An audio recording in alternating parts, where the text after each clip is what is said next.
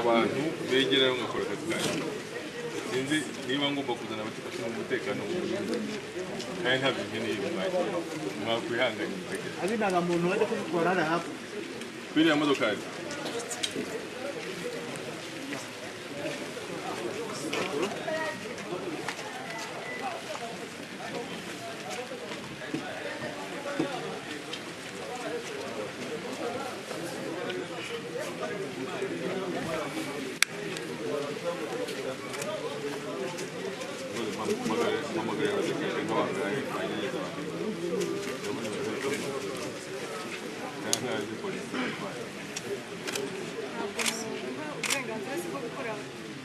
icyo amategeko cyemerera byerekeye no guhagarikisha iki giciro cyamunara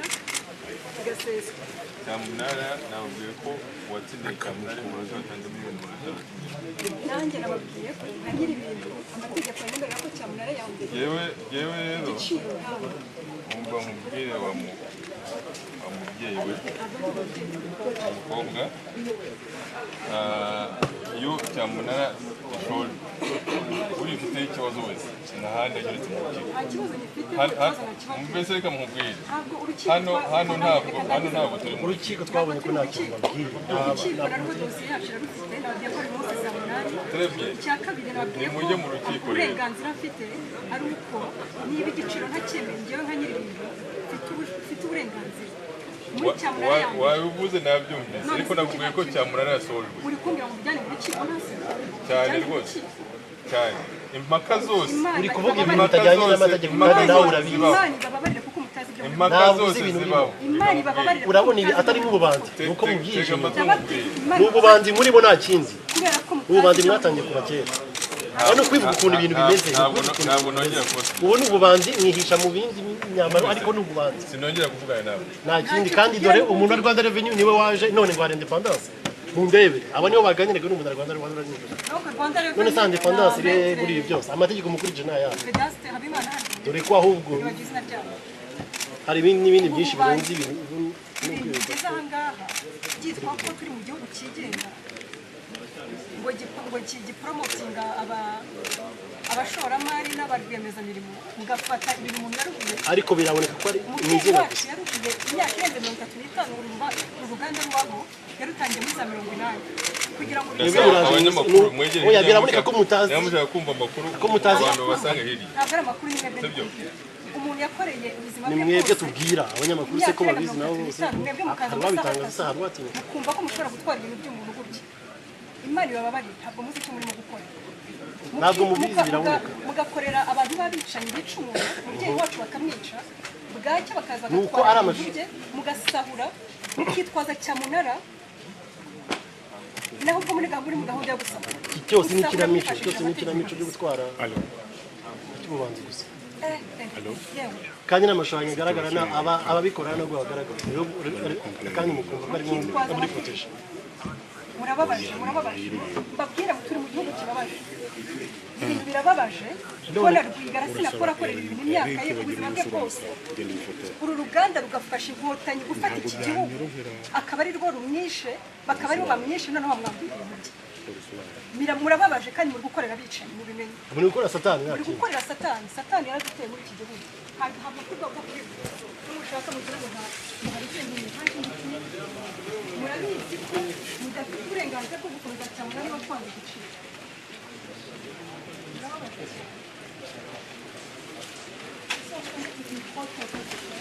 c'est une fraude parce que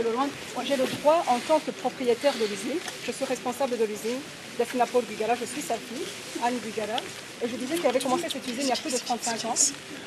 Et aujourd'hui, comme c'est la première vente aux enchères, la personne qui est propriétaire, par la loi rwandaise, a le droit de dire non, je ne suis pas d'accord avec ce prix. Malheureusement, les messieurs ici, Vedaste Habimana, qui connaît très bien la loi, a refusé que moi je dise non à ce prix de 512 millions de francs rwandais pour mettre nos produits sur le marché.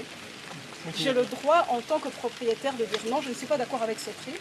Et ce qui suit, c'est qu'on met une autre vente aux enchères 2 semaines plus tard. Et deuxièmement, je disais que nous avons une jonction dans le tribunal qui sera cet après-midi à 14h, pour montrer que cette action qui est en train de se faire est une fraude,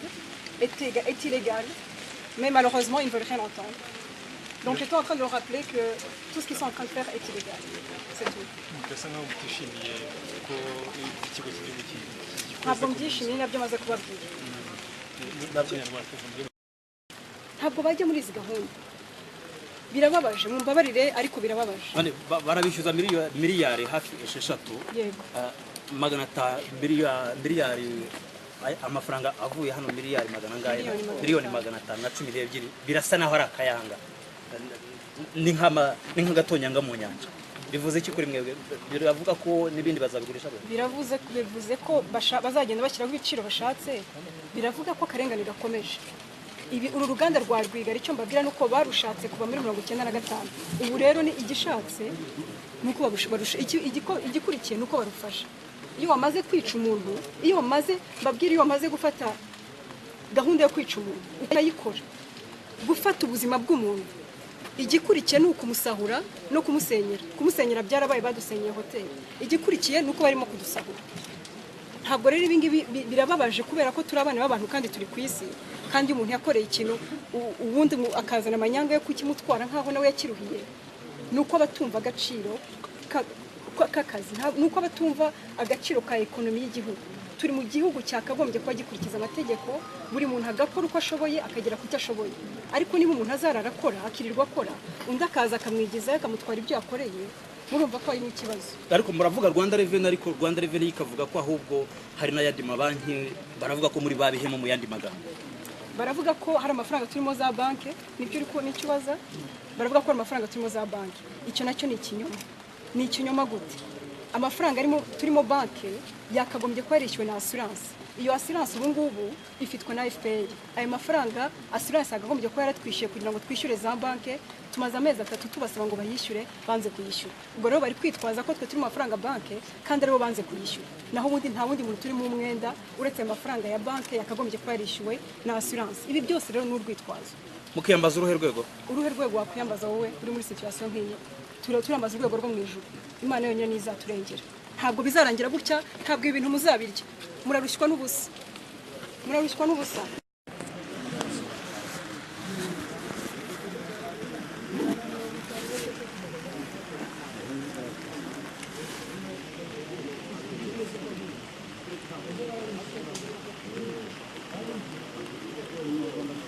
miliyoni 510,100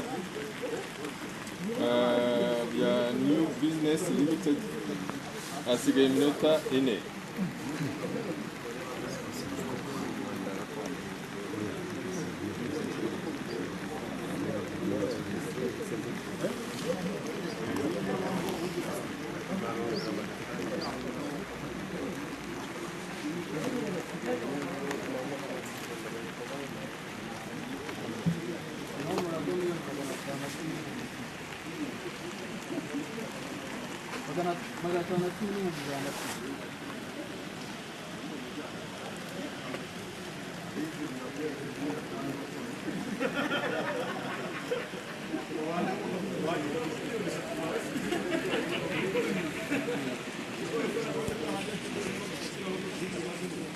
bari kwibaza uko bigenda ni ukuvuga ko iyo wavuze igiciro gishyashya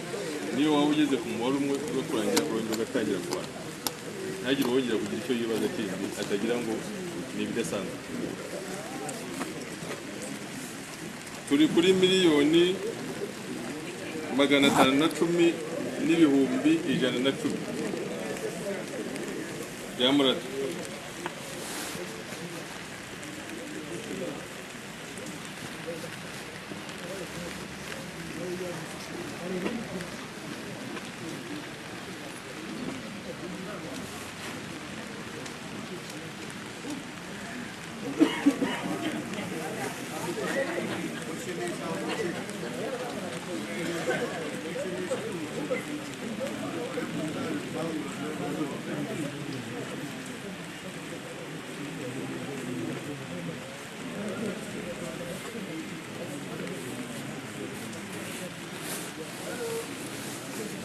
miliyoni 510,110 bya Murado hasigaye iminota 4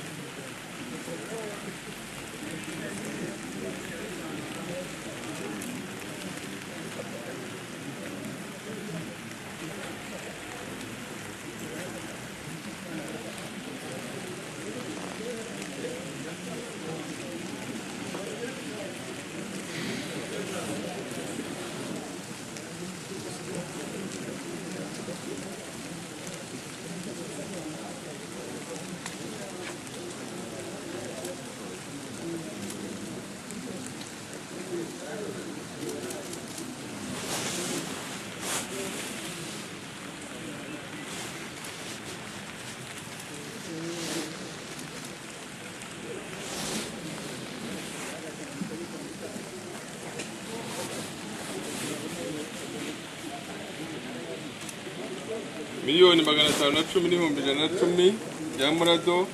hasigaye iminota 3.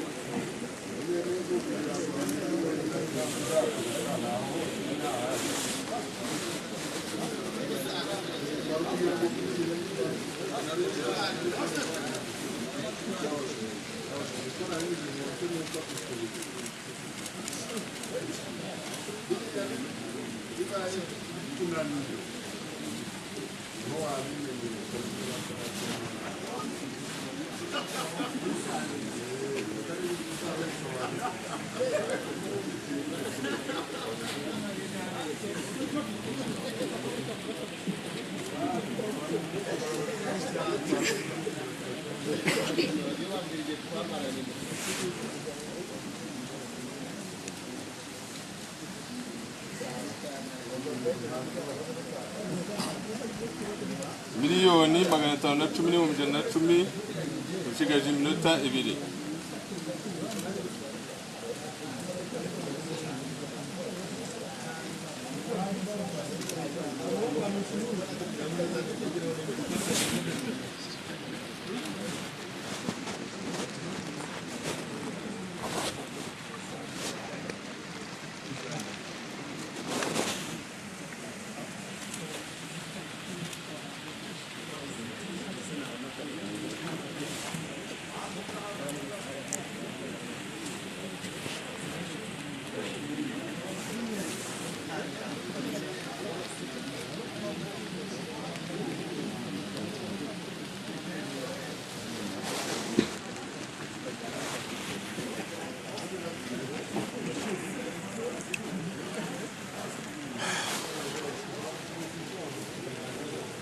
Miliyoni 510 n'ibihumbi 110 hasigaye umunota umwe.